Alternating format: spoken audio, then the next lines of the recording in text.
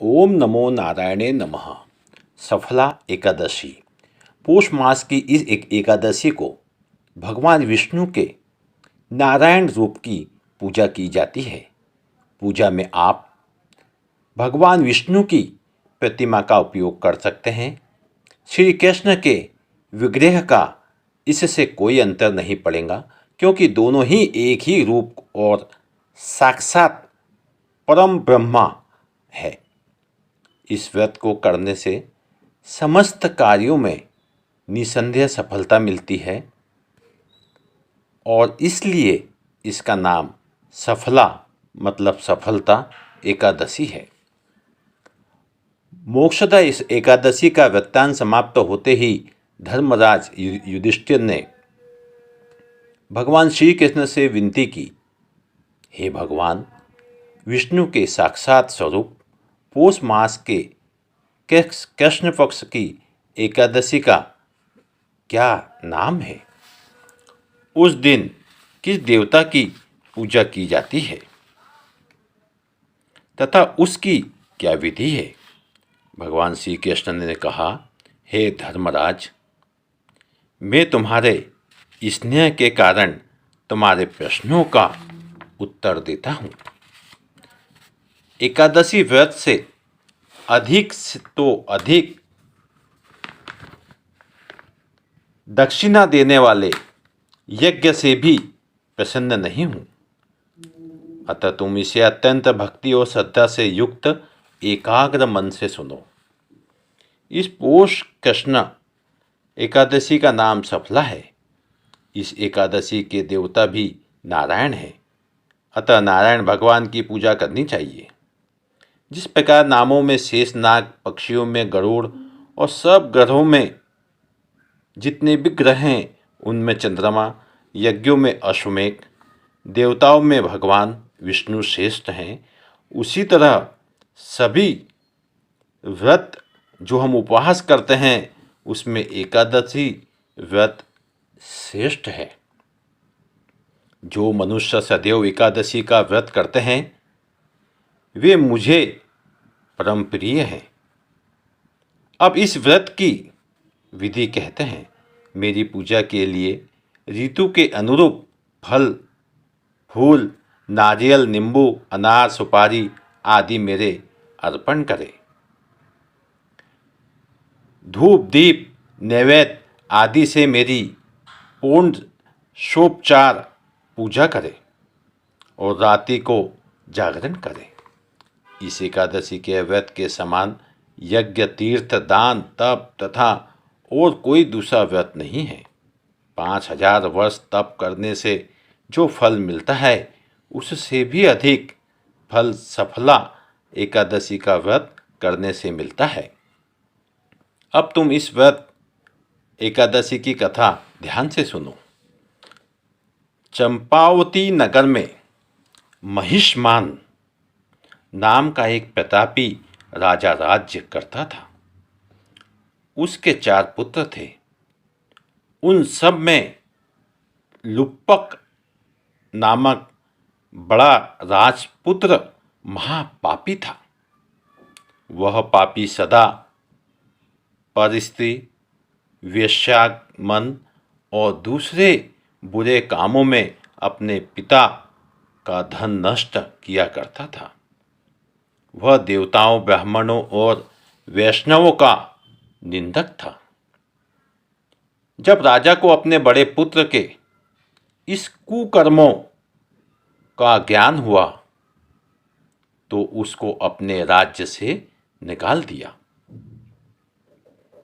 तब वह विचारने लगा कि अब मैं किधर जाऊं, क्या करूं। अंत में उसने चोरी का कर्म करने का निश्चय किया। वह दिन भर वन में रहता और रात्रि में अपने पिता की नगरी में चोरी करता। वह प्रजा को तंग करने और मारने का कुकर्म भी करता।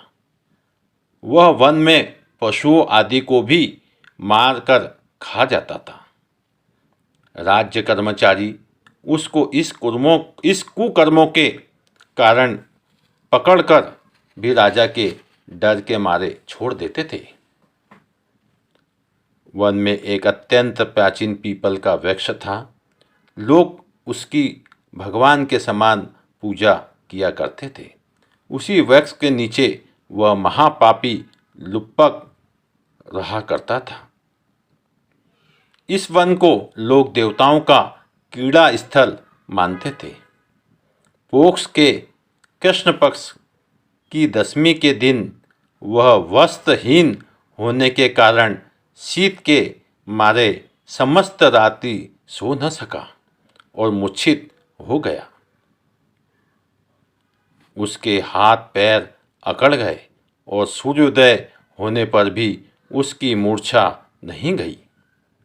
स्वाभाविक बात है, बहुत ठंड के कारण वह उसका शरीर पूरा अकड़ गया था और जैसे ही सूर्योदय हुआ तब भी वह बेहोशी की हालत में सोया हुआ था।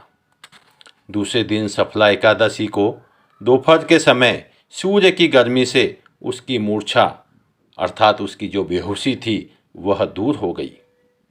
वह होश में आया। होश में आते ही लड़खड़ाता हुआ गिरता पड़ता वन में भोजन की खोज में भटकता रहा, परंतु शरीर कमजोर और कष्ट के कारण वह जीवों को मारने में भी असमर्थ था। अंत में वह वृक्षों से गिरे हुए फलों को बीनकर पीपल के वृक्ष के नीचे आया। उस समय तक सूर्य भगवान अस्त हो गए थे। उसने फलों को पीपल के वृक्ष के नीचे लाकर रख दिया और रो रो कर कहने लगा, भगवान, यह सब फल फूल आपको ही अर्पण है। मैं आपको ही अर्पण करता हूँ।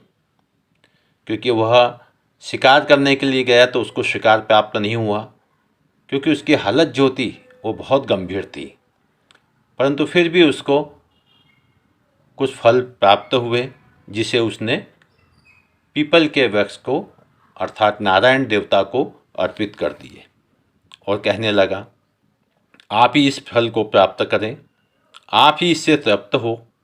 उस रात्रि को भी उसको दुख के मारे नींद नहीं आई और वह रो रो कर भगवान को याद करने लगा। इस प्रकार उससे अनजाने में ही सफला एकादशी का उपवास और रात्रि में ईश्वर भक्ति हो गई। इस उपवास तथा जागरण से भगवान अत्यंत प्रसन्न हुए और उसके सब पाप जो भी पाप किए थे उसने सारे पाप नष्ट हो गए। दूसरे दिन प्रातः समय अनेकों सुंदर वस्तुओं से सजा एक अति सुंदर घोड़ा उसके सामने आकर खड़ा हो गया। उसी समय आकाशवाणी हुई, हे राजपुत्र, भगवान नारायण की कृपा से तेरे समस्त पाप नष्ट हो गए हैं। अब तू अपने पिता के पास जाकर राज्य प्राप्त कर। लुप्पक ने जब ऐसी आकाशवाणी सुनी तो वह अत्यंत प्रसन्न हुआ। हे भगवान, आपकी जय हो। कहते हुए उसने घोड़े की पीठ पर रखा खाना खाया और वस्त्र एवं आभूषण पहन लिए। घोड़े पर चढ़कर वह अपने पिता के पास गया और संपूर्ण कथा कह सुनाई। कुछ समय बाद राजा महिष्मान ने लुप्पक को अपना राज्यभार सौंप दिया और स्वयं तपस्या करने वन में चले गए। अब लुप्पक शास्त्रानुसार राज्य करने लगा। उसके स्त्री पुत्र आदि भी नारायण के परम भक्त बन गए। वृद्धावस्था आने पर वह अपने पुत्र को गद्दी देकर भगवान का भजन करने के लिए वन में चला गया और अंत में विष्णु लोक को प्राप्त हुआ। जो मनुष्य भक्ति पूर्वक इस सफला एकादशी का व्रत करते हैं उनको सभी कार्यों में सफलता मिलती है और अंत में मुक्ति मिलती है। जो मनुष्य इस एकादशी का व्रत नहीं करते हैं ये पूंछ और सींगों से रहित पशु के समान है। इस सफला एकादशी के व्रत का प्रभाव तो अत्यंत है। इसके महात्म्य के पढ़ने अथवा सुनने से भी अश्वमेध यज्ञ का फल प्राप्त होता है। ओम नमो नारायणे नमः।